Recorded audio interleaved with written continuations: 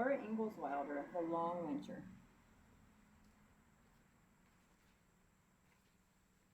Make hay while the sun shines. The mowing machine's whirring sounded cheerfully from the old buffalo wallow south of the claim shanty, where blue-stemmed grass stood thick and tall and Pa was cutting it for hay. The sky was high and quivering with heat over the shimmering prairie. Halfway down to sunset, the sun blazed as hotly as at noon. The wind was scorching hot, but Pa had hours of mowing yet to do before he could stop for the night. Laura drew up a pailful of water from the well at the edge of the big slough. She rinsed the brown jug until it was cool to her hand. Then she filled it with the fresh, cool water, corked it tightly, and started with it to the hayfield. Swarms of little white butterflies hovered over the path. A dragonfly with gauzy wings swiftly chased a sweat-damp... Skip a page, hold on. Swiftly chased a gnat. On the stubble of cut grass, the striped gophers were scampering. All at once they ran for their lives and dived into their holes. Then Laura saw a swift shadow and looked up at the eyes and the claws of a hawk overhead. But all the little gophers were safe in their holes.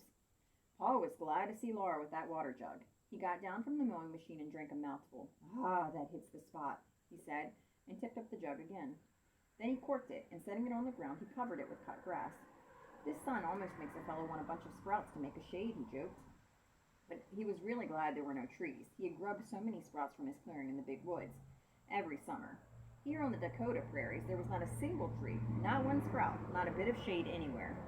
"A man works better when he's warmed up anyway," Pa said cheerfully, and chirruped to the horses.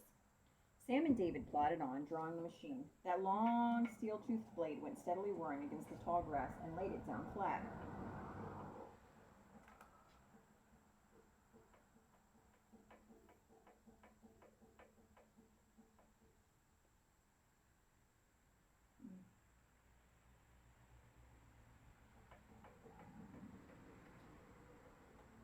Pa rode high on the open iron seat, watching it lie down, his hand on the lever. Laura sat in the grass to watch him go once around. The heat there smelled as good as an oven when bread is baking. The little brown and yellow-striped gophers were hurrying again all about her. Tiny birds fluttered and flew to cling to bending grass stems, balancing lightly. A striped garter snake came flowing and curving through the forest of grass. Sitting hunched with her chin on her knees, Laura felt suddenly as big as a mountain when the snake curved up its head and stared at the high wall of her calico skirt. Its round eyes were shining like beads, and its tongue was flickering so fast that it looked like a tiny jet of steam. The whole bright striped snake had a gentle look.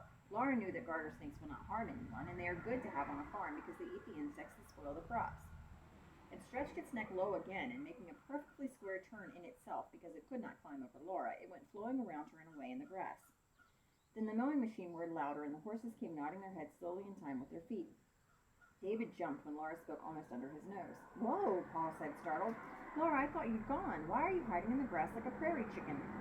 "Pa," Laura said, "why can't I help you make hay? Please let me, Pa, please." Pa lifted his hat and ran his fingers through his hair, sweat-damp hair, standing it all on end and letting the wind blow through it. "You're not very big nor strong, little half-pint." "I'm going on 14, Laura said. "I can help, Pa. I know I can." The mowing machine had cost so much that Pa had no money left to pay for help.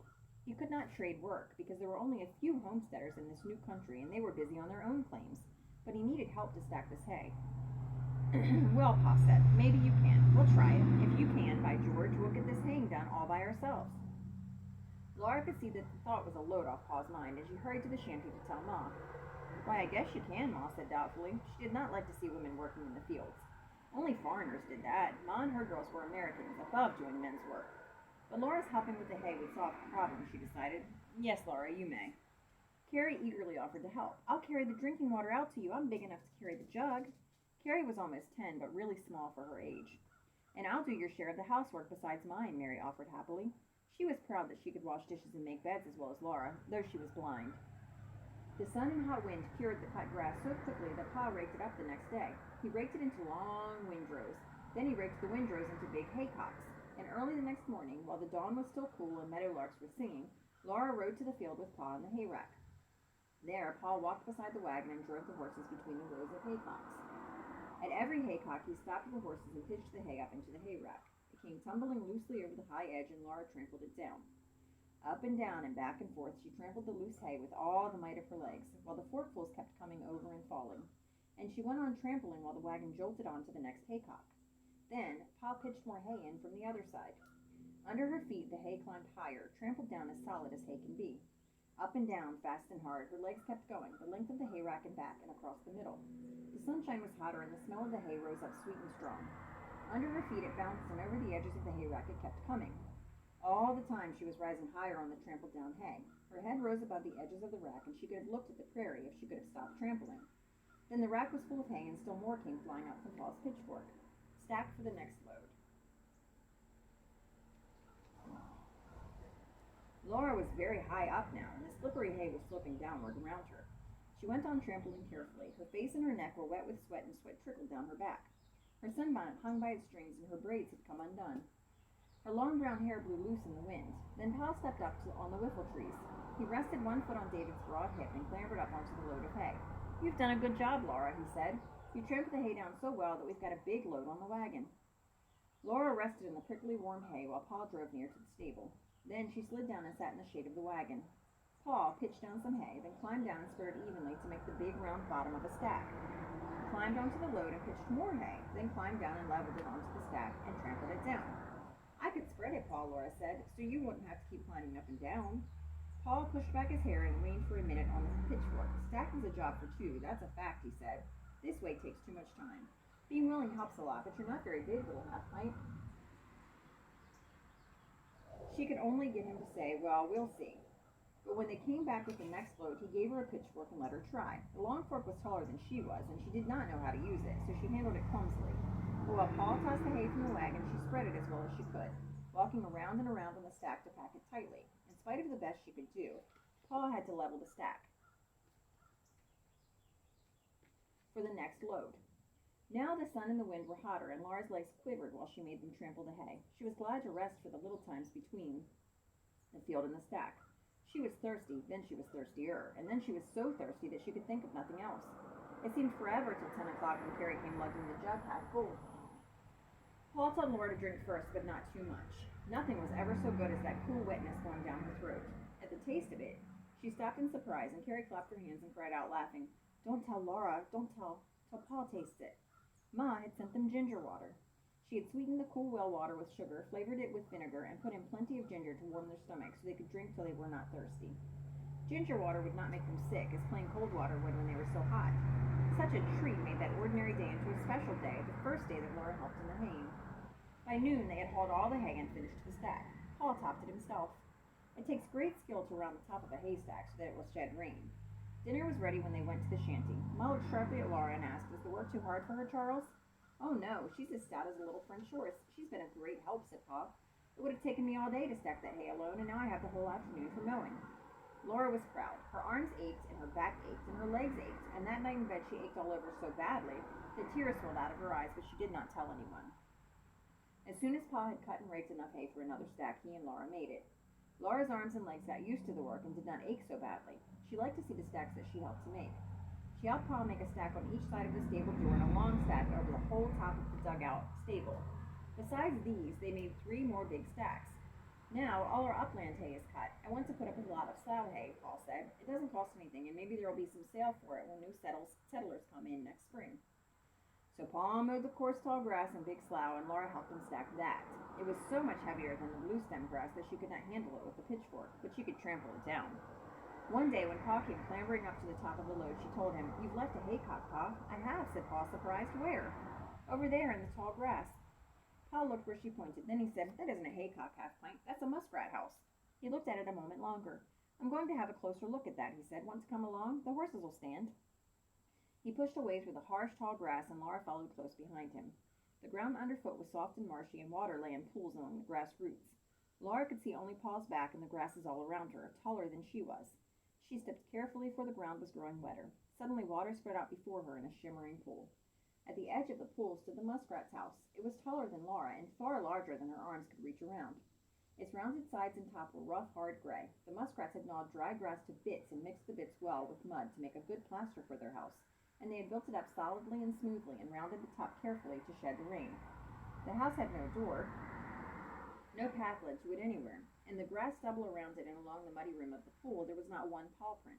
There was nothing to tell how the muskrats went in and out of their house. Inside those thick, still walls, Pa said, the muskrats were sleeping now, each family curled in its own little room, lined softly with grass.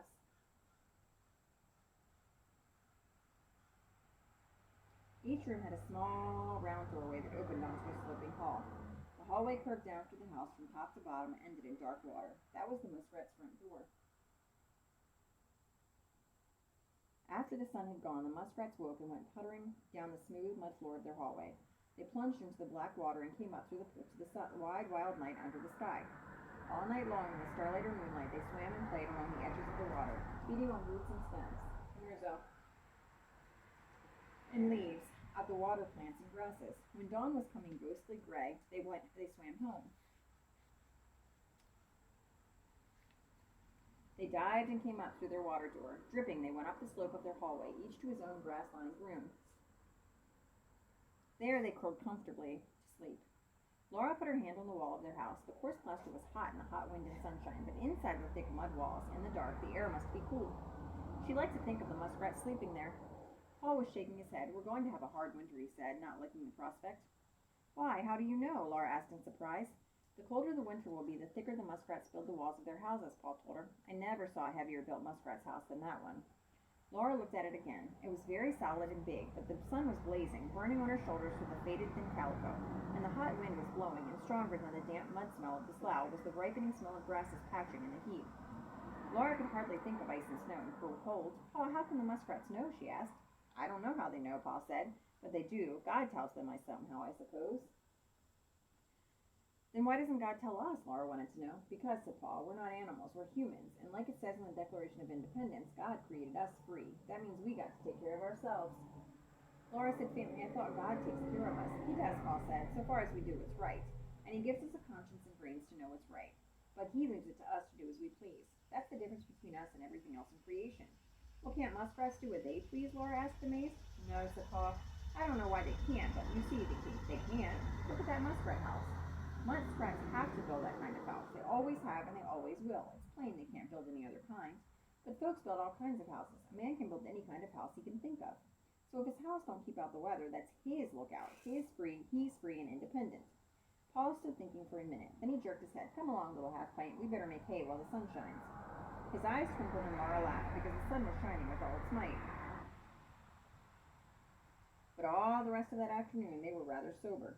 The muskrats had a warm, thick-walled house to keep out cold and snow, but the claim shanty was built of thin boards that had shrunk in the summer heat till the narrow barrens hardly covered the wide cracks in the walls. Boards and tar paper were not very snug shelter against a hard winter.